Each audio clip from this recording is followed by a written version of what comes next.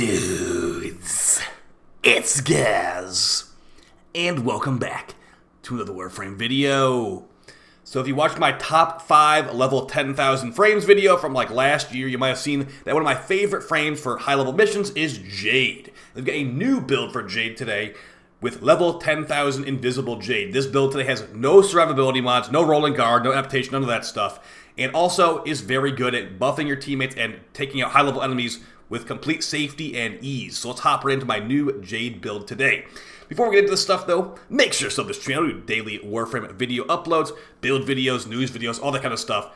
You're right for Warframe content. We'll be covering the new, well maybe not new, the Returning to Barrows Nights event on Wednesday and the new update, that's an actual new one, on the 15th. So keep an eye out for big coverage on that update. Alright, first things first, let's go over my new Jade build I've been using for Void Cascade the last couple of days. This build is involving Jade with her Jade Judgment augment, and we're also using a Huras Kubrow as one of our main damage sources. With this build, you will not fire a single bullet the entire mission, and you will be getting probably the most kills as well. This is like a Zaku on your team. Alright, so yeah, the idea of this one is you just basically stay invisible, you destroy things with your Jade grenades, and also your dog should be one-shotting nearly everything in the mission. Actually, it will literally one-shot everything in the whole mission, so you don't have to worry about that. Especially with Jade giving big damage buffs. With her Deathbringer buff, that's going to also work on your Operator Amp, making Void Cascade easier than usual. And also, you're giving your teammates a big Power Strength buff, too, which will make their abilities even stronger for whatever frame they're on. Most frames appreciate a big Power Strength buff from Jade. It's usually about 150%-ish Power Strength with a full stacked-up build. Alright, now we've gone over that stuff, let's talk about the stuff in the Simulacrum so we can showcase how you can replicate this and how powerful this build can really be, because I didn't even show it, but you can actually have your dog killing the ghost thrax for you. The dog can do basically all the work, but we'll show how that works here in a little bit. Alright, so let's get into the Simulacrum here. There's purple Jade beams everywhere, as you can see, and also a destruction dog.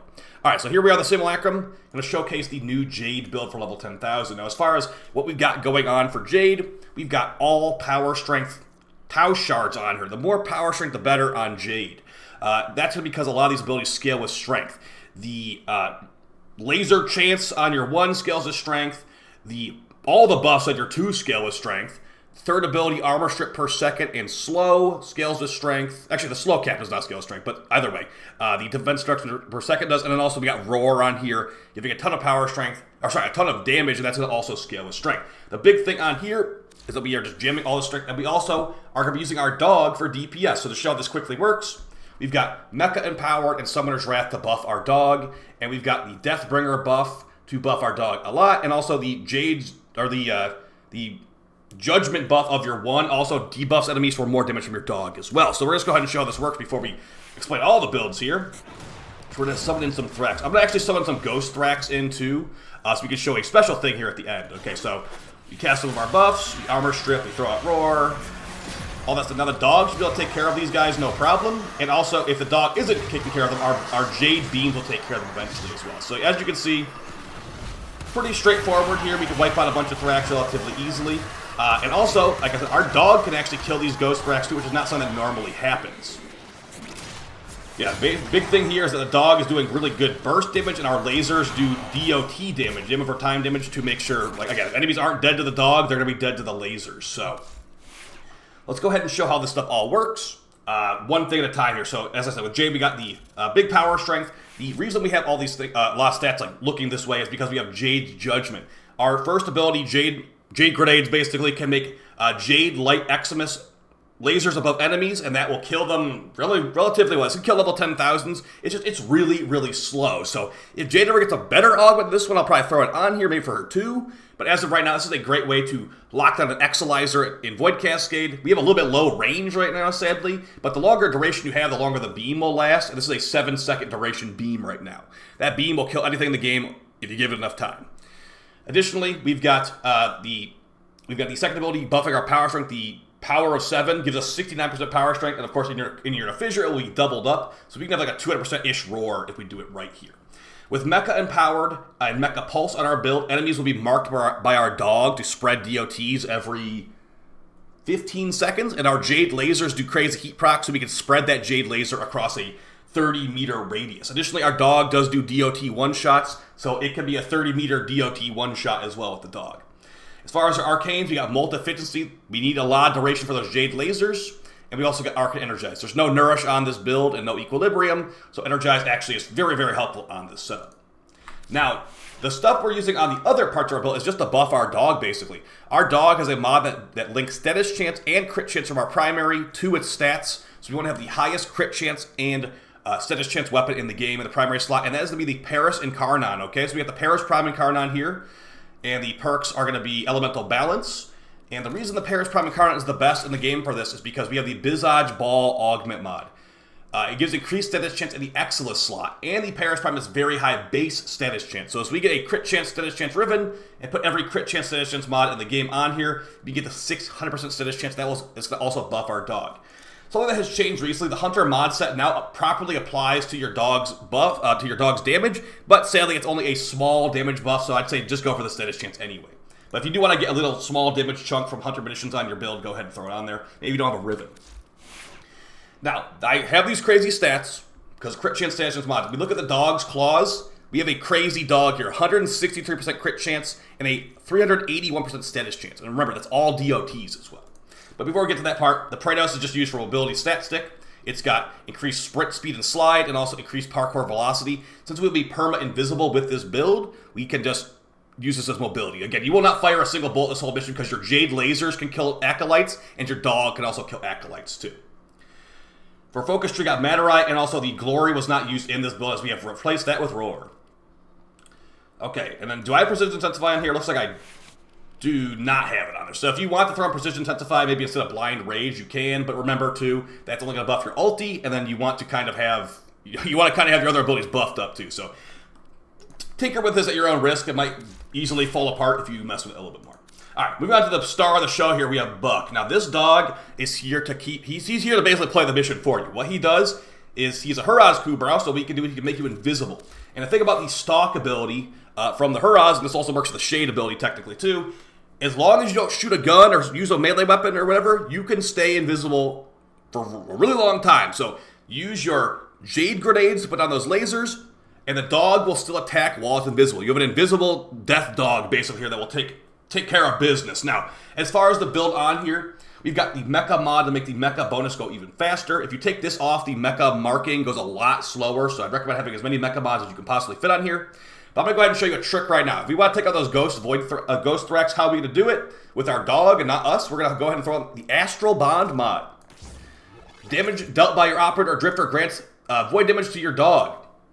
That's all you need to know, really. Now, if we do this, we fire our amp, our dog can do void damage and take out Ghost thrax that usually would require an operator amp, okay? So, now, the problem with this, though, and the reason it's like not that big of a deal or that important is because we actually have to damage an enemy with our amp to get that void damage on our dog. So it's a little bit counterintuitive, but it still technically can work. So let's go ahead and throw our stuff down here.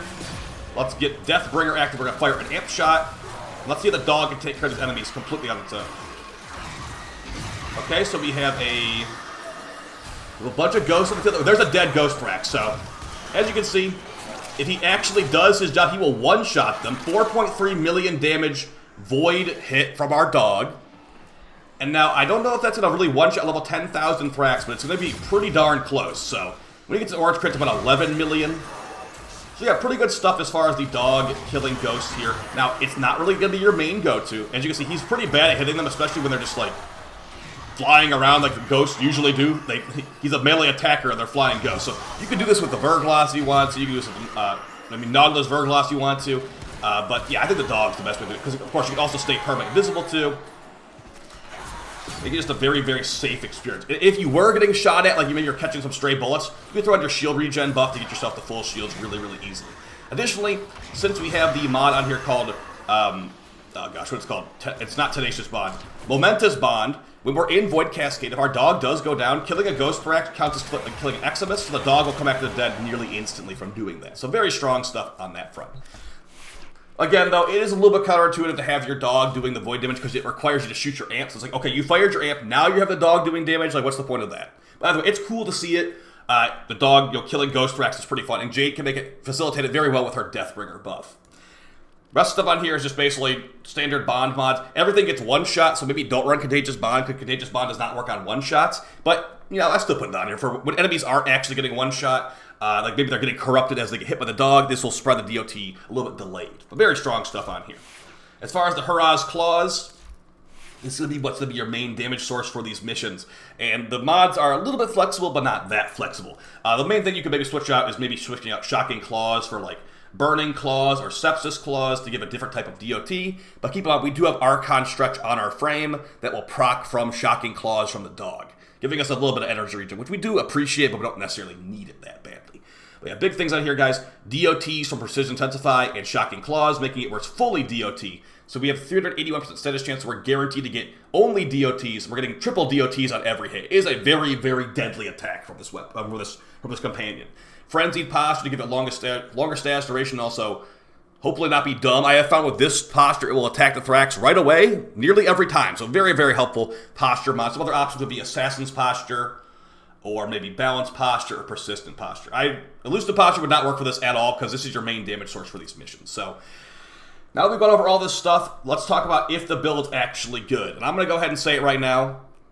Yes, the build is actually good. The only issue I can maybe say I run into here is that the range is a little bit low on the Jade Laser, or the Jade Grenade, which sometimes does not cover an entire hallway.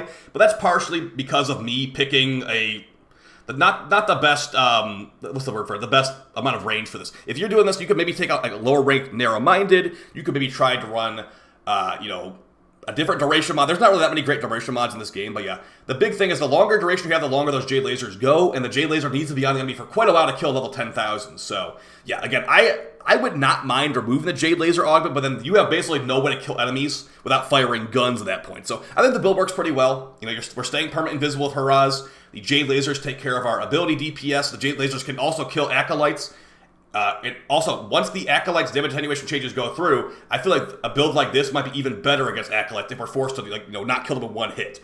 The dog killed them probably about 2 or 3 hits, and the Jade Lasers definitely take a while to melt them down, but they can still get the job done. Additionally, Jade's third ability, Open Him Eyes, slows the Acolytes down a lot, making him, they can't really fight back. So, very, very strong frame. One of my favorite frames in the game for level 10,000. And of course, you could just use you could like go main Operator Amp at this level with Jade, because her Deathbringer buff works on Operator Amps, guys. Really, really, really helpful. I highly recommend Jade. And I recommend a build like this. Again, it's not the only build for Jade, but if you have problems survivability with Jade, you don't really need to use the shield buff that much with this setup. So, that's basically it. I would not recommend a secondary with this build because you just don't really need it. All you need is the Parish Prime Incarnate with a high status chance build, and the Praetos for movement speed and this Huras Jade. That's basically it. So, see you guys next one. Hope this video was fun. Hope this build is useful to you. I've been using this build a lot. I think I've used it twice so far, level 10,000, and it works very, very well. So, see you guys next time. Appreciate all the support. Take it easy. Peace.